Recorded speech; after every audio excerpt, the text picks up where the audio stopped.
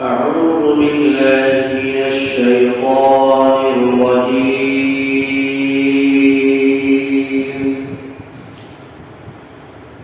أنا مانتا ہوں میں اللہ سے شیطان رجیم کی. بسم اللہ الرحمن الرحیم.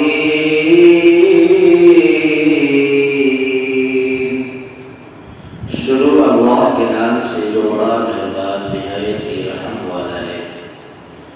یا ایھا الذین آمنوا ادخلوا فی السلم کافۃ ولا تتبعوا خطوات الشیطان انہ لکم عدو مبین. اے ایمان والو، اسلام کے اندر مکمل داخل ہو جاؤ اور شیطان کے نقش قدم پر نہ چلو. بلا شبہ یہ شیطان تمہارا بھلا ہوا دشمن ہے. وَإِن زَلَلْتُم مِّن بَعْدِ مَا جَاءَتْكُمُ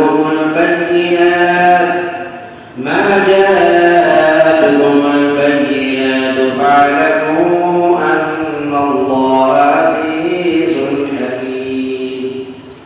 پس اگر تم پھسل جاؤ بعد اس کے کہ تمہارے پاس واضح نشانیاں آ چکی ہیں تو جان لو کہ بلا شبہ اللہ تبارک و تعالی زبردست حکمت والے ہیں. هل ينظرون إلا أن يأتيهم الله في ظلل من الغمام والملائكة وقضي الأمر وإلى الله ترجع الأمور. تو کیا وہ لوگ کس انتظار میں ہیں؟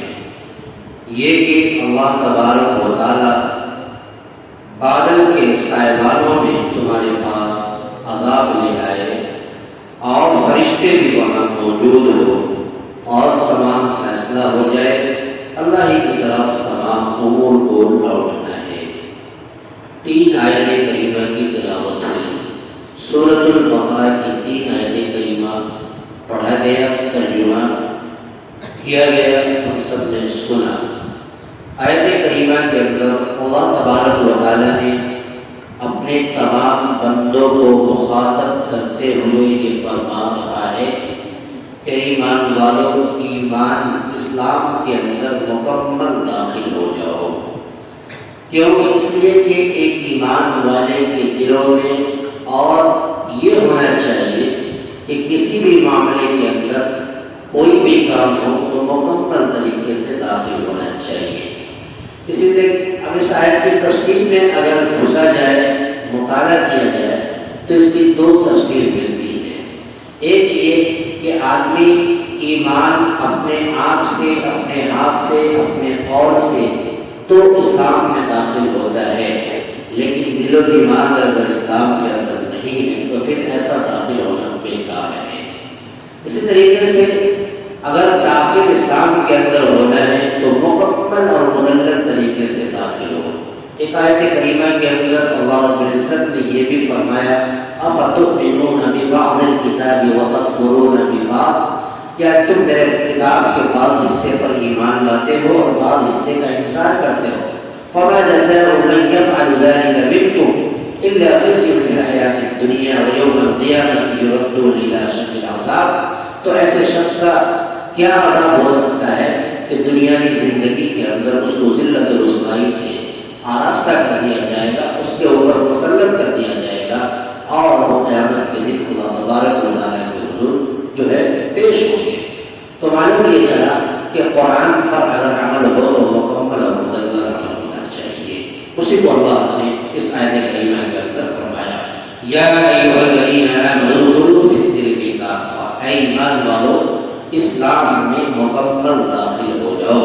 جس طریقے سے ہمارا زبان کے ذریعے سے اقرار ہوتا ہے اسی طریقے سے دل کے ذریعے سے بھی اقرار ہونا چاہیے.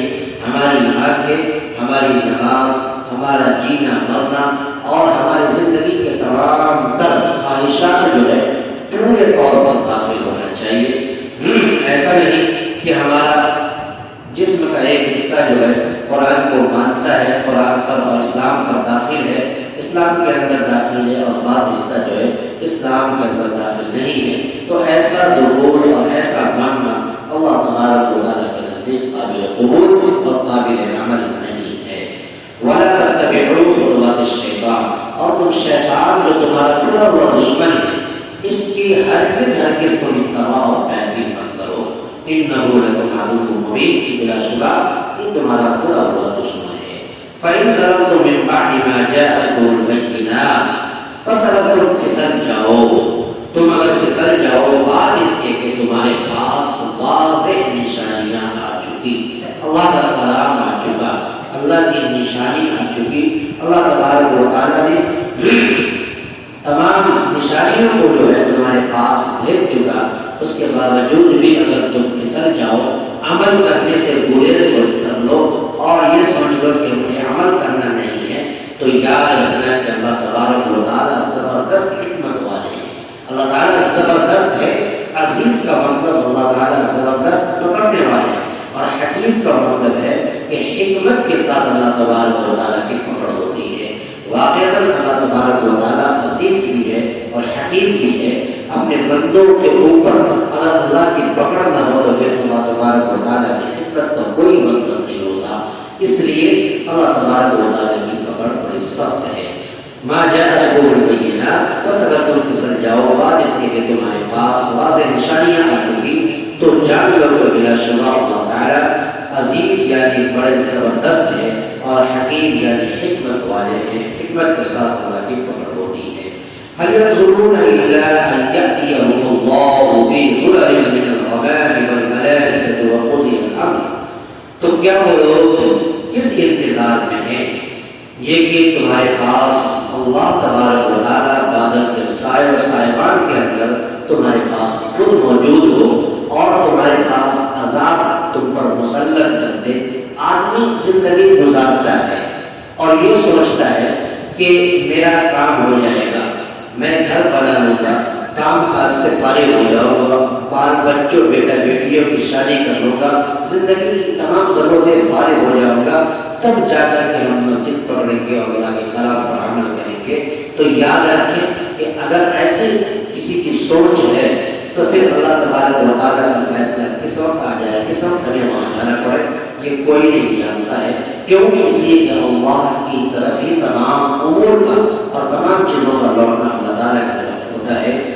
اسی کو اللہ نے فرمایا کہ کیا وہ لوگ اس انتظار میں ہیں، یہ کہ اس کے پاس اللہ تبارک و تعالیٰ فی ظلل من الغمام، بادلوں کے سایوں میں وہاں بذات خود موجود ہو، یا ان کے اوپر عذاب مسلط کرتے لے آئے، والملائکۃ، اور فرشتے بھی وہاں پر موجود ہو، وقضی الامر، اور تمام معاملے کا فیصلہ کر دیا جائے۔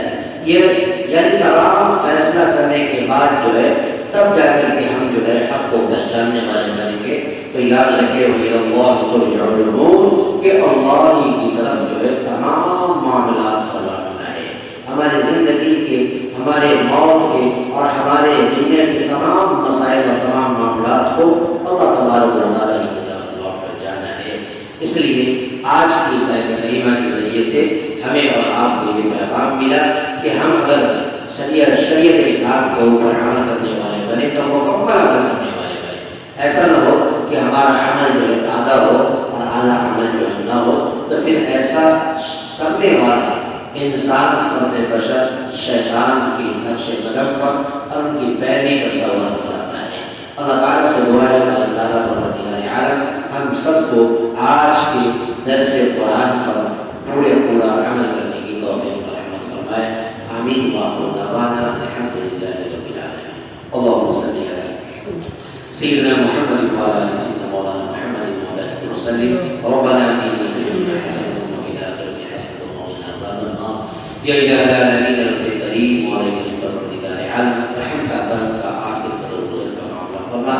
اے اللہ مجھے عالم اسلام کے مسلمانوں کی جان کی مال کی فتیاروں کی حفاظت فرما۔